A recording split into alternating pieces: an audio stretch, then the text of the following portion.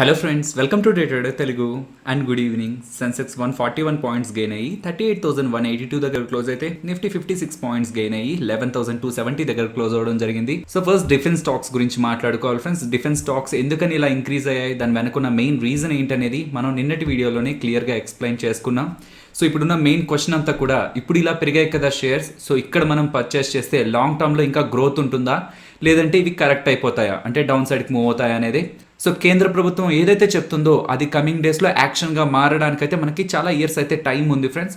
So 2020 నుంచి 2024 వరకు in between ఈ ఇయర్స్లో అయితే గవర్నమెంట్ అయితే ఇంపోర్ట్స్ మీద బ్యాన్ అయితే ఉంచాలనుకుంటుంది. కాబట్టి ఐడియల్గా అయితే గవర్నమెంట్ చెప్పింది పేపర్ మీద ఉంచింది నిజంగా ఎగ్జిక్యూషన్లోకి వెళ్తుందా లేదా అనేది కొన్ని ఇయర్స్ పాటు వెయిట్ చేసి చూడాల్సి ఉంటుంది. కాకపోతే గవర్నమెంట్ చెప్పిన విధంగా ముందుకు వెళ్తున్నట్లయితే ఆ పాయింట్ ఆఫ్ టైంకి ఈ షేర్స్లో మనకి చాలా పాజిటివ్ మూవ్ వస్తూ ఉంటుంది. కాబట్టి అది నిజంగానే జరుగుతుందని ఒక ఒపీనియన్తో ప్రెసెంటే ఎంటర్ అవ్వచ్చా, ఒకవేళ అలా అవ్వాలనుకుంటే ఏ షేర్ కొంత బెటర్ గా ఉంటుంది అని రీసెంట్ కామెంట్ సెక్షన్ లో అయితే క్వశ్చన్స్ అయితే వస్తున్నాయి. HAL, Hindustan aeronautics limited, BEL, అలాగే బిఈఎంఎల్, అలాగే భారత్ డైనమిక్స్ లిమిటెడ్, ఇవే కాకుండా మనకి చాలా డిఫెన్స్ స్టాక్స్ ఉన్నాయని మనం నిన్నటి వీడియోలోనే మాట్లాడుకున్నాం కదా. రీసెంట్ టైమ్స్ లో వీటిలో మోస్ట్ ఆఫ్ ద కంపెనీస్ లో ర్యాలీ అయితే మనం చూస్తూ వచ్చాం ఫ్రెండ్స్. సో వీటన్నిటిని కన్సిడరేషన్ లోకి తీసుకొని ఒక స్టాక్ ని పిక్ చేయమంటే నేనైతే బిఈఎల్ అయితే సెలెక్ట్ చేస్తాను. మిగిలిన కంపెనీస్ కంటే బిఈఎల్ చాలా ఫండమెంటల్ గా స్ట్రాంగ్ గా ఉందని కాదు, ఈ సండే కేంద్ర ప్రభుత్వం ఏదైతే అనౌన్స్మెంట్ చేశారో అది కమింగ్ టైమ్స్ లో ఎగ్జిక్యూషన్ వెళ్ళినట్లయితే కరెంట్ ట్రేడ్ అవుతున్న ప్రైస్ ప్రకారం చూస్తే బిఈఎల్ అనేది కొంత అట్రాక్టివ్ గా ఉంది. ప్యూర్లీ నా ఒపీనియన్. సో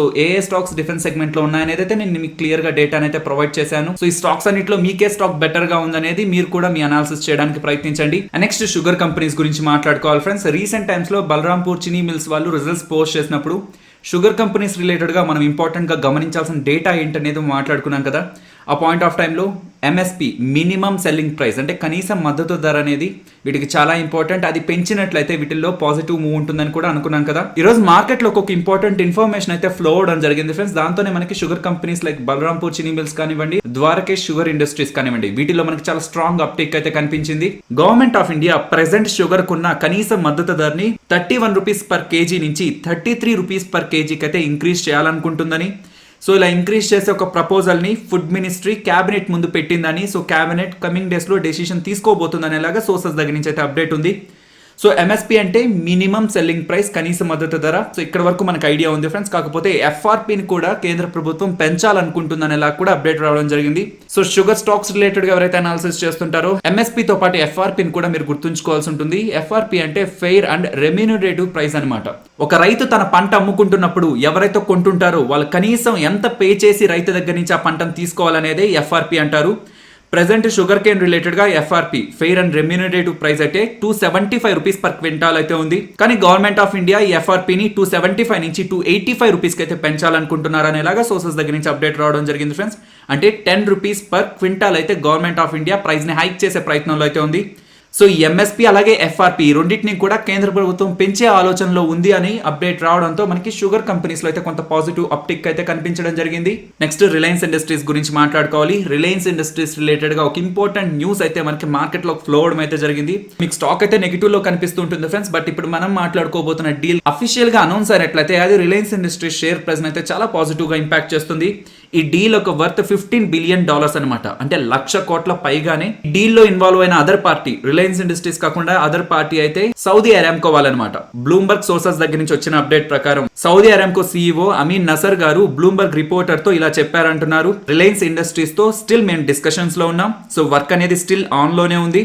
సో డీల్ ఒక కంక్లూజన్ అంటే ఎండ్ పాయింట్కి వచ్చినప్పుడు మేమే దీన్ని అనౌన్స్ చేస్తామని సౌదీ అరామ్కో సీఈఓ అమీన్ నసర్ గారు అయితే అప్డేట్ చేశారని బ్లూంబర్గ్ వాళ్ళు అయితే రిపోర్ట్ చేయడం జరిగింది ఫ్రెండ్స్. జియో ప్లాట్ఫామ్స్ లో ఇన్వెస్ట్మెంట్ చేయడానికి అయితే మోస్ట్ ఆఫ్ ద కంపెనీస్ అయితే ఇంట్రెస్ట్ చూపించాయి. బికాస్ ఇండియాలో డిజిటలైజేషన్ కి చాలా గ్రోత్ పొటెన్షియల్ ఉందన్నమాట.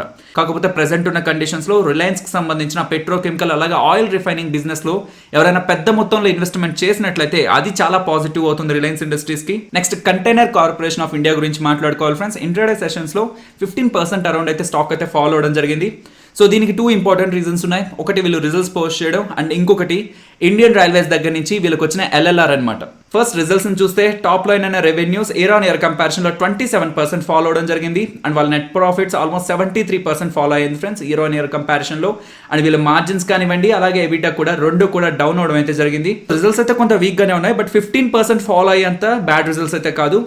ఈ ఇంపార్టెంట్ ఈవెంట్ తోనే స్టాక్ ప్రైస్ అయితే ఇలా డౌన్ అవడం జరిగింది ఫ్రెండ్స్. మినిస్ట్రీ ఆఫ్ రైల్వేస్ దగ్గర నుంచి 776 crores పే చేయండి అని వీళ్ళకైతే ఒక డిమాండ్ అయితే రైజ్ అవడం అయితే జరిగింది. సో కంటైనర్ కార్పొరేషన్ ఎందుకు పే చేయాలి మినిస్ట్రీ ఆఫ్ రైల్వేస్ కి? లింక్ ఏంటి అంటే రైల్వేస్ కి సంబంధించిన ల్యాండ్స్ ని కంటైనర్ కార్పొరేషన్ వాళ్ళు లీజ్ కి తీసుకొని అక్కడ వాళ్ళ బిజినెస్ అయితే చేస్తుంటారు. సో వాళ్ళు లీజ్ కి తీసుకొని బిజినెస్ చేస్తున్నారు కాబట్టి ఆ లీజ్ రిలేటెడ్ గా కంటైనర్ కార్పొరేషన్ వాళ్ళు రైల్వేస్ కి రెంటల్ అయితే పే చేస్తూ ఉంటారు ఫ్రెండ్స్. ల్యాండ్ లీజ్ రెంటల్ అంటారు, LLR అంటారు. రైల్వేస్ వాళ్ళు ఈ ల్యాండ్ లీజ్ రెంటల్ ని కంటైనర్ కార్పొరేషన్ వాళ్ళకి పెంచారని, సో దట్ వీళ్ళు ఎక్స్ట్రాగా ఇప్పుడు ఎక్కువ డబ్బులు లీజ్ రెంటల్ కి పే చేయాల్సి వస్తుందని వీళ్ళైతే అప్డేట్ చేయడం జరిగింది ఫ్రెండ్స్.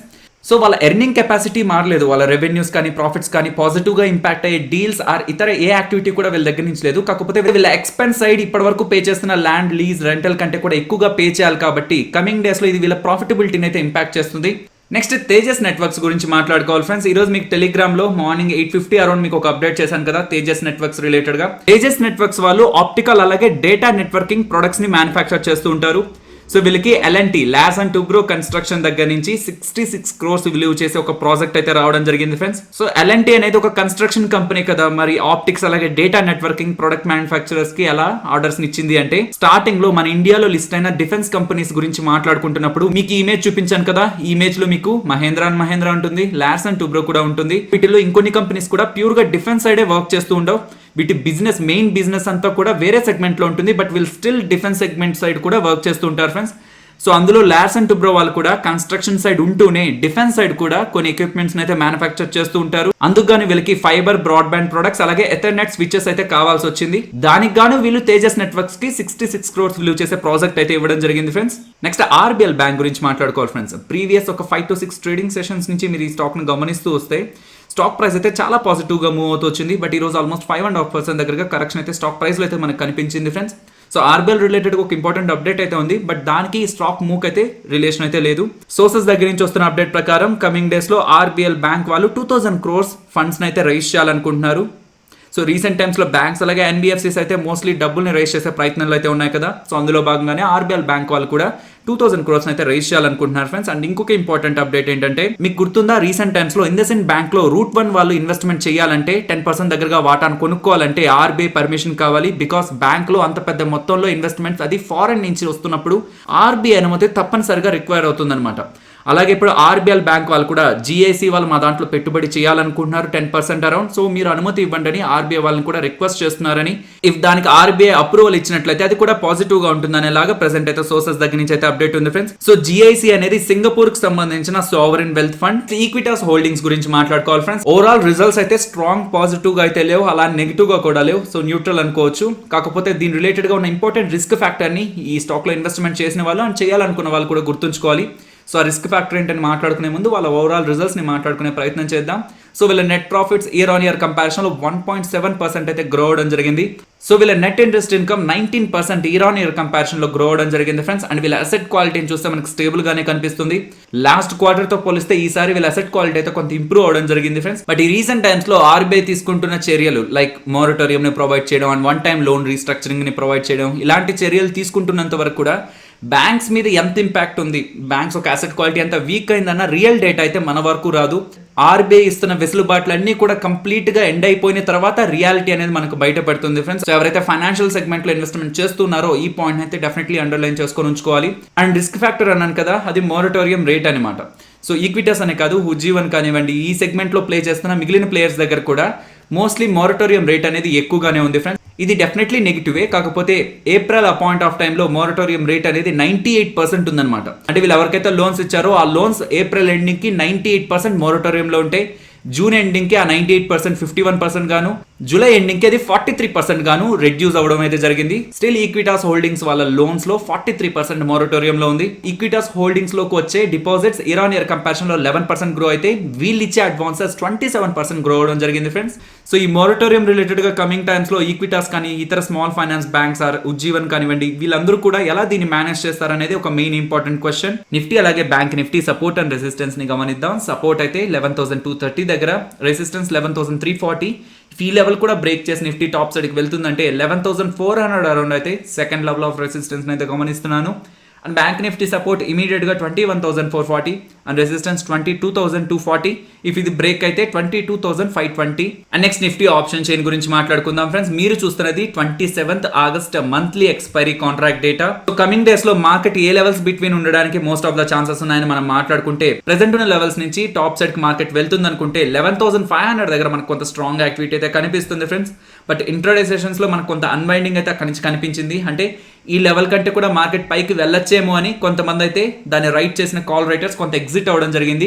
బట్ స్టిల్ అక్కడ మనకి 21 lakhs ఓవరాల్ ఓపెన్ ఇంట్రెస్ట్ ఉంది కాబట్టి 11,500నే మనం ఇమీడియట్గా రెసిస్టెన్స్గా గమనించవచ్చు. అండ్ ఇక్కడ నుంచి డౌన్ సైడ్కి ఫాలో అవుతుంది అనుకున్నప్పుడు 11,000 దగ్గర మీరు గమనిస్తే ఆల్మోస్ట్ 30 lakhs ఓపెన్ ఇంట్రెస్ట్ అయితే బిల్డ్ అయింది ఫ్రెండ్స్. ఇంక ఏ ఇతర లెవెల్ దగ్గర కూడా అంత ఓపెన్ ఇంట్రెస్ట్ లేదు కాబట్టి డౌన్ సైడ్కి మూవ్ అవుతున్నప్పుడు 11,000ని మనం ఒక ఇంపార్టెంట్ లెవెల్గా అయితే గమనించవచ్చు, సపోర్ట్ లెవెల్గా అయితే గమనించవచ్చు. సో డౌన్ సైడ్కి 11,000 అండ్ టాప్ సైడ్కి 11,500. ఇన్ బిట్వీన్ ఈ రేంజ్లోనే నిఫ్టీ ఉండడానికి అయితే మోస్ట్ ఆఫ్ ద ఛాన్సెస్ అయితే ఉన్నాయి కమింగ్ డేస్లో. సో ఫైనల్ ఇది ఫ్రెండ్స్ మన వీడియో. నచ్చిందా? సో నచ్చినట్టయితే వీడియోని లైక్ చేయండి ఫ్రెండ్స్. అలాగే ఈ వీడియో మన వాళ్ళకి యూజ్ అవుతుంది అనుకుంటే తప్పకుండా వీడియోని మన వాళ్ళతో షేర్ చేయండి. అండ్ మన ఛానల్ని మీరు ఇంకా సబ్స్క్రైబ్ చేయనట్లయితే ఒకసారి ఛానల్లో ఉన్న కంటెంట్ని చూడండి. ఇఫ్ ఆ కంటెంట్ మీకు నచ్చింది అనుకుంటేనే ఛానల్ని సబ్స్క్రైబ్ చేసి పక్కన వచ్చే బెల్ ఐకాన్ క్లిక్ చేయండి. మరొక ఇంట్రెస్టింగ్ వీడియోతో మళ్ళీ మీ ముందుకు వస్తాను. అంతవరకు టేక్ కేర్. జై హింద్.